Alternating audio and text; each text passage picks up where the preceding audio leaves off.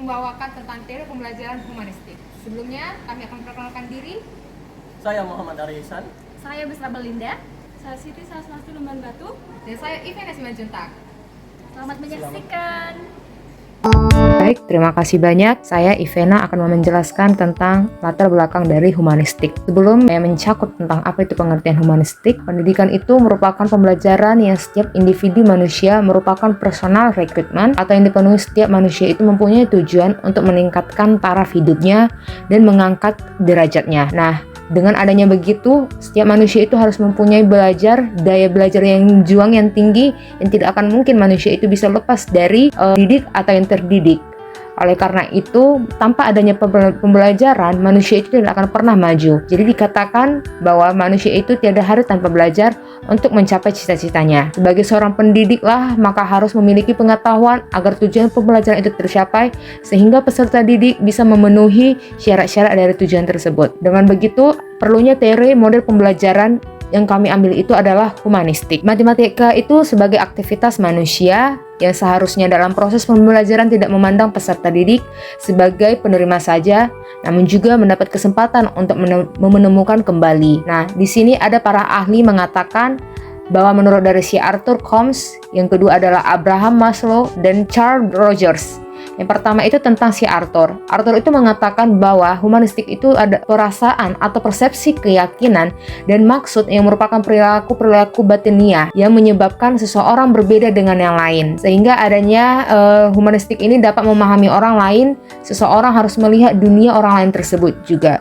Nah, maksud si Arthur ini adanya teori pembelajaran humanistik ini bahwa manusia pribadi itu tidak hanya mementingkan dirinya sendiri saja, namun dunia yang lainnya manusia itu memerlukan orang lain juga. Yang kedua itu menurut Abraham mengatakan manusia itu dimotivasi oleh sejumlah kebutuhan dasar yang bersifat sama untuk seluruh manusia. Pentingnya kesadaran akan perbedaan individu dengan memperhatikan aspek-aspek kemanusiaan tersebut, sehingga proses pembelajaran yang ada pada diri manusia itu adalah proses untuk tercapainya atau sampainya pada aktualisasi diri. Nah, yang ketiga itu menurut Carl Rogers. Menurut Carl Rogers ini, humanistik ini adalah teori yang berpusat pada pribadi, klien, atau orang lain dan berpusat pada kelompok. Sehingga dapat kelompok kami simpulkan bahwa dengan pembelajaran teori humanistik ini sangat cocok untuk diterapkan pada materi pembelajaran yang bersifat pembentukan kepribadian, bersifat dengan perubahan sikap dan analisis terhadap fenomena sosial. Dengan adanya indikator dari keberhasilan aplikasi ini, peserta didik merasa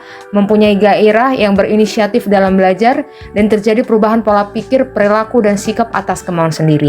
Fisik.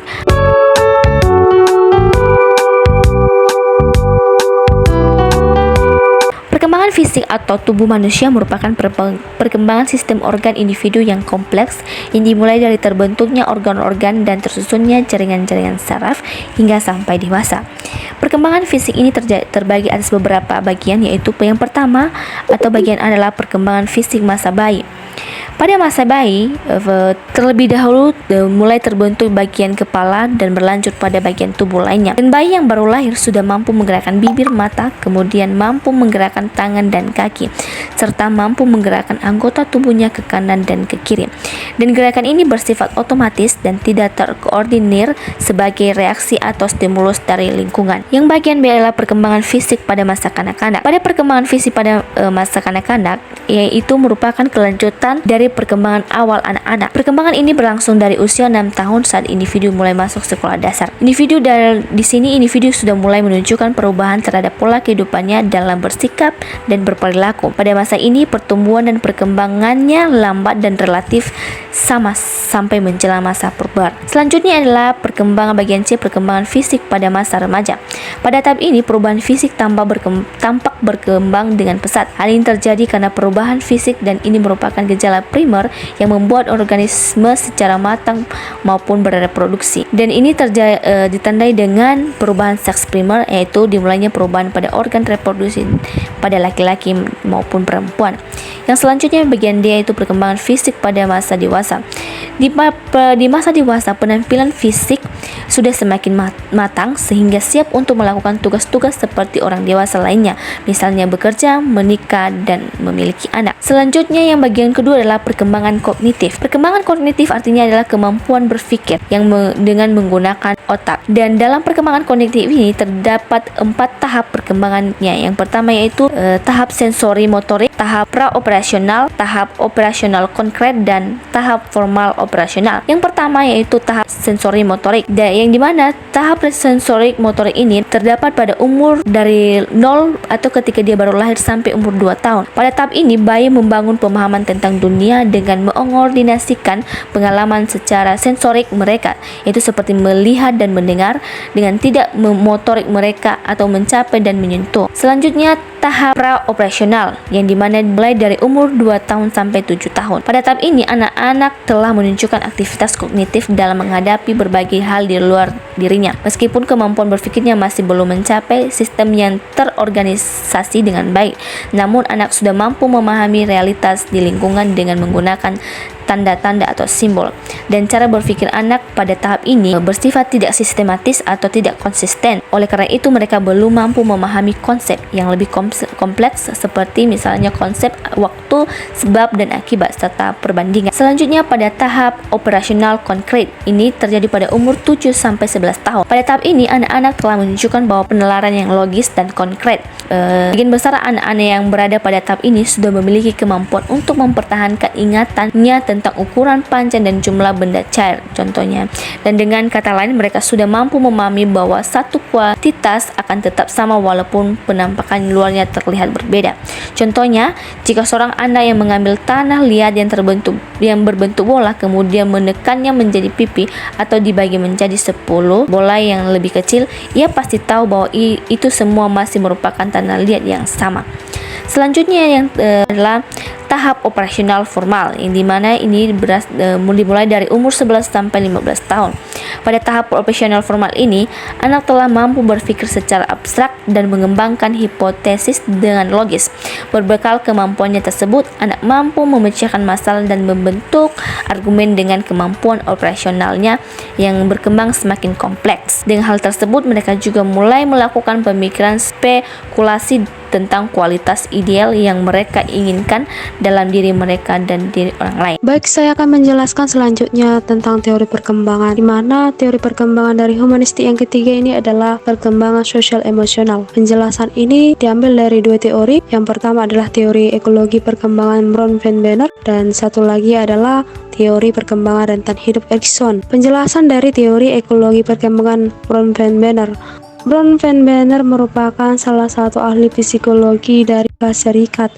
Dia mengatakan bahwa teori ekologi memandang bahwa perkembangan manusia itu dipengaruhi oleh konteks lingkungan atau hubungan timbal balik antara individu dengan lingkungan yang akan membentuk tingkah laku individu tersebut. Bron van Benner menyebutkan ada 5 sistem lingkungan yang berlapis yang berkaitan, yaitu adalah mikrosistem, di mana artinya lingkungan yang paling dekat dengan pribadi peserta didik, yaitu meliputi keluarga, guru, individu, teman-teman sebaya, sekolah, dan lainnya. Lalu mesosistem mencakup interaksi di antara mikrosistem, di mana masalah yang terjadi dalam sebuah mikrosistem akan berpengaruh pada kondisi mikrosistem yang lain. Yang ketiga adalah ekosistem, sistem sosial yang lebih besar di mana anak interaksi secara langsung, akan tetapi dapat berpengaruh terhadap perkembangan karakter anak. Dan selanjutnya mikrosistem, ini sistem lapisan terluas dari lingkungan.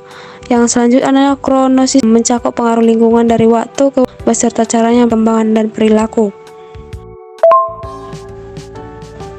Lalu bagaimana menurut teori perkembangan rentang hidup Erikson? Ini mengatakan bahwa perkembangan kepribadian itu terdiri dari 8 tingkatan. Mari kita perhatikan gambar berikut. Ada tingkatan mulai dari sejak lahir hingga 1 tahun sampai usia 12 sampai 18 tahun. Nah, untuk penjelasan tingkatan pertama yaitu sejak lahir hingga 1 tahun. Di sini bagi kepribadian setiap individu ada rasa percaya tumbuh dari adanya perasaan, kenyamanan fisik, rendahnya rasa ketakutan serta kecemasan. Lalu tingkatan kedua yaitu usia 1 sampai 3 tahun, di mana ini memasuki perkembangan kemandirian juga. ada mengenal dunia eksternal, mencoba mengenali dunia sekitarnya dengan mulut, mata, tangan, dan apa yang dia punya. Lalu yang ketiga, ketingkatannya adalah umur 3-6 tahun. Di sini dia sudah masa prasekolah, ditandai dengan adanya kecenderungan initiatif kuatik. Lalu selanjutnya adalah usia 6-12 tahun. Di sini terjadi memasuki sekolah dasar. Inisiatif anak membawa berhubungan dengan berbagai pengalaman yang baru. Lalu tingkatan yang kelima itu dari umur 12 sampai 18 tahun. Di sini anak sudah mulai menjadi remaja. Dia sudah mencari identitas. Dia sudah diperhadapkan menemukan eksistensi diri. Lalu lanjut pada tingkatan yang keenam itu usia 19 sampai 40 tahun. Di sini mereka memasuki fase dewasa. Dalam tahap ini siap dan berusaha untuk menyatukan identitasnya dengan orang lain. Selanjutnya tingkatan ketujuh itu dari umur 40 sampai 65 tahun.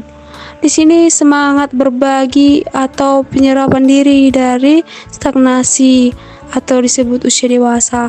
Dan tingkatan yang terakhir itu dari umur 65 tahun ke atas, di mana di sini menghadapi serangkaian kehilangan fisik dan sosial. Mereka kehilangan kekuatan fisik, kesehatan, kehilangan pekerjaan, sehingga sekarang bergantung kepada dana pensiun. Baik teman-teman, silahkan perhatikan pada slide tentang perkembangan moral. Selanjutnya, penerapan teori humanistik dalam pembelajaran. Menurut Abraham Maslow, teori humanistik ini lebih mengedepankan motivasi untuk mengembangkan potensi peserta didik secara penuh. Tahukah kamu, dalam memenuhi kebutuhan itu ada tingkatannya loh.